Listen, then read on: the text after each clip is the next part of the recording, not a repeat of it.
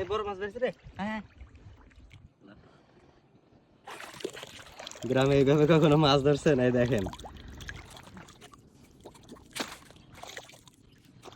দেশের নদীর পয়া মাছ, এই দেখেন বুঝলি। এই দেখেন আরেকটা মাছ ধরলাম। এইটা হচ্ছে এর আগেরটা ধরছিলাম পয়া মাছ, আর এইটাকে আমাদের এদিকে বলে ঘোড়া মাছ। অনেকে এটা ঘোর পয়া বলে, আর আমরা বলি ঘোড়া মাছ। এবার একটা বড় মাছ বেরিয়েছে দেখেন। এবার এই জায়গায় একটা বড় মাছ, বড় বলতে এই দেখেন।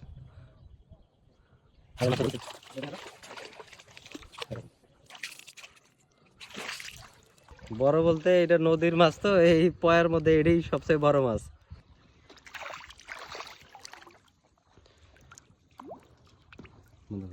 এবার ছোট ভাই একটা মাছ ধরছে, দেখেন অনেক সুন্দর। এই যে দেখেন মাছ সুন্দর। দেখেন কয়েক মিনিটে আমরা কতগুলো মাছ ধরছি।